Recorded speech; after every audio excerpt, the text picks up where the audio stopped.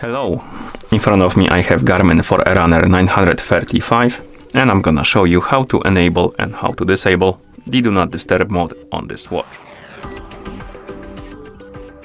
First thing we need to do is to open the controls menu on our watch, and to do it press and hold the light button. Keep holding the button until the menu appears on the screen. Once you open the controls menu, use the up and down buttons to scroll through it. So scroll through the menu and select the Do Not Disturb mode icon. As you can see, the mode is turned off because the status is off. But if you want to enable the mode, make sure the icon is selected and then press the start button.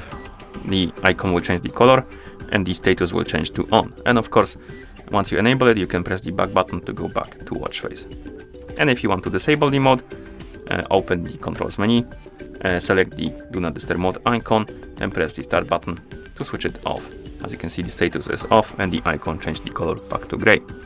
And then you can press the back button to go back to watch face.